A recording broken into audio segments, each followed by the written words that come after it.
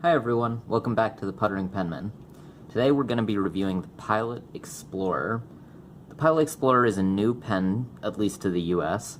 It's sort of a new entry-level pen that Pilot's making.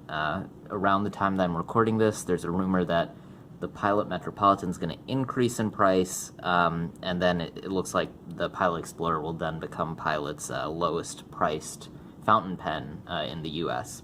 So, today we're going to go over the packaging, design, size comparisons, a writing sample, and then the cost and value of the Pilot Explorer. So for the packaging, the pen comes in this, standard Pilot box. You'll recognize it. It's more or less the same packaging as a Pilot Metropolitan. Let's take the pen out. Comes with the usual Pilot use and care guide. Shows you how to fill the pen, how to take care of it. And then the pen comes in this box along with a Pilot cartridge of ink. So let's take the pen out. And here is the pen. It's a plastic body. It's slightly tapers down toward the end of the cap. The cap itself is more of a cylinder. It doesn't taper too much. It has the Pilot logo sort of engraved right here on the side, and then you've got the cap here, which doesn't have anything on it. It's a pretty springy cap, which is nice. It's also plastic. You've got the top of the cap right here that's black, and the bottom is also black. The rest of the body is one solid turquoise color. And let's take off the cap, set that aside. And here is the pen with the nib and section. The section is sort of a transparent color. You can see through it. It's a grayish color, but you can see through it and see the feed. You can also see a little bit of the ink in there on the base of the feed. And then the nib is actually the exact same as what you get on a Metropolitan or a Pilot Prera. Exact same nib. As we'll get into the writing sample, you'll see that it writes the same. Also, nothing too unique about it there. This is a medium nib. And then also this is like the Metropolitan. This is a cartridge converter pen. I'm almost out of ink here, but I think I've got just enough to do the writing sample. This pen can take the Kon-Peki, which actually doesn't come with the pen. You have to buy it separately, but it's a couple dollars. And its cartridge converter takes Pilot cartridges and converters, which is proprietary, so you can't use the standard international. That is the design of the pen. Let's talk about some size comparisons. First off, the pen itself capped is 142 millimeters long. The pen can be posted, and it posts securely. And the pen posted is 162 millimeters long. This is a very light pen. It's only 12 grams posted, even less unposted. And then the section diameter is 8.8 millimeters in diameter. And it's actually a pretty comfortable section. I like that it's got the taper here at the end and sort of comes down so your fingers are resting pretty comfortably in one section. Comparing it to some other pens of the same price point, here is of course the Pilot Metropolitan. Here is a Lamy Safari and a TWSBI Eco.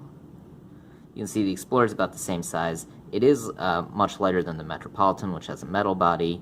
It's lighter than the Eco, which is larger, and it's a little bit lighter than the Safari also, but about the same size as all these pens.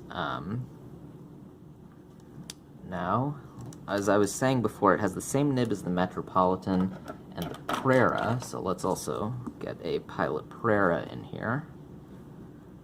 You can see the Prera is a much smaller pen. It's a pocket pen, so that is smaller.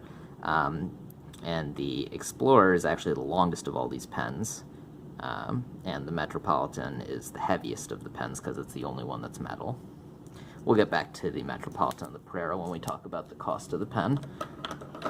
But now let's do a writing sample.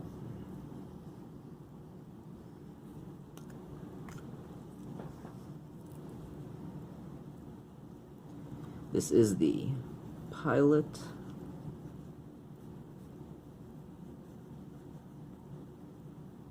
Explorer in turquoise. This is a medium steel nib. The ink today is Pilot Shizuku Kon-Peki.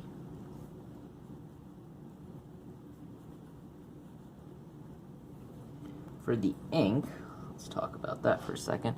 I have this in the 15 milliliter bottle, which is actually a nice bottle. Usually you see the Shizuku in the larger 50 milliliter bottles. I got this in a set of 3, so they're also the Takasumi, which is a black color, and Tsukiyo, which is a more of a blue-black, a darker blue. This is a nice, I would say, kind of a sky blue. And it's a really nice ink. I think it performs really well. It's one of my favorites. I'd say it's my fiance's favorite. This is her pen, and so she has it inked with Kon-Peki. And overall, really good ink. Then the paper for today is Rhodia A4 pad.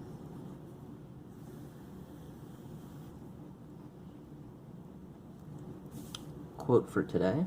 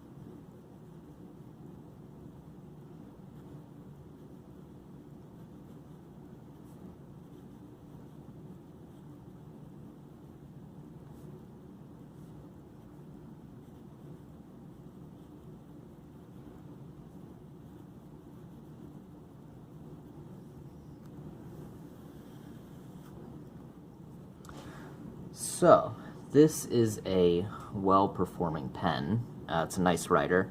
This skip right here is actually me lifting the nib up, not the pen. The pen doesn't have any hard starts, any skipping as far as I've seen. It's not a stub at all. I can get a little bit of line variation if I press it, but it's not a lot, so I would not buy this pen to be, a flex or a soft nib. It is a stiffer nib. You really have to press it to get any line variation, so I would not call this a soft nib. Reverse writing is scratchy, but it does work. Wetness. This is a moderately wet pen. The ink itself is a little wetter, but I'd say this is a moderately wet pen. The nib itself is smooth. I like using it, especially for a pen this inexpensive. It's a really smooth writer. I've also used this nib in fine, which is has a little bit more feedback. The medium is smoother, like without a doubt. The difference between the fine and the medium, you notice the medium is a smoother nib. No skipping. It's no hard starts. The nib is smooth. Even though this is a medium, it's a Japanese medium, so it is a little on the finer side, but that's not a problem for me. I prefer Pilot's medium nibs. They're actually my favorite nibs, and overall this is a really good pen. When we're talking about cost of the pen, the Pilot Explorer goes for $24 to to about $24, and it does not come with a converter. A converter is about $6 also, so the total price of the pen's coming to about $30. Right now, the price of a Pilot Metropolitan is $18, and it comes with a converter. When I got this pen, which was about a year ago, it came with a Kon-Peki converter, which I don't think Pilot makes anymore. But for $18, you get a converter, a cartridge, and the pen, which is a really good value. I think the Metropolitan's going up in price. I don't know how much, but you know, you'll be able to see it when you look it up. I think it's going to be around $30 or above $30, which would make these two pens about the same price. And then there is also the Pilot Prera, which again uses the same nib as these other two pens.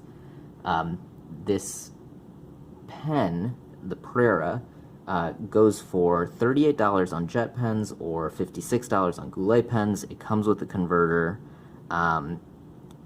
Of these pens, so the Metropolitan is my pen, the Explorer is my fiance's pen, and the Prera is also her pen. I've used them all, but I've obviously used the Metropolitan the most. They all write exactly the same. It's the same nib on all of them. So I really think what you're looking for in the price difference is what look you like the most. You know, do you like the Prera enough that it justifies the larger price compared to the Explorer and the Metropolitan? Other than that, the Metropolitan is a heavier pen. It's a metal pen, probably looks a little bit more professional, but you know, the Explorer and the Prera are both plastic pens that are lighter. One thing I would note is the capping mechanism on the Explorer is really nice. It has a nice click, and you sort of get some pressure as you snap it in. The Prera also has a similar capping mechanism, similar feel, but perhaps not as loud of a sound. And the Metropolitan, not quite as nice of a feel for the snapping mechanism. I don't know if that makes a difference for you, but again, all these pens write exactly the same. They look different and they have different prices, so you may want to compare them when you're looking at this pen. They all write great, no hard starts, no skips, you know, exactly the same nib. So with that, this was a review of the Pilot Explorer Turquoise. If you like this video, please give it a thumbs up and subscribe. I have a couple other fountain pen reviews already done, and I'll have more coming in the next few weeks. So with that, have a good day.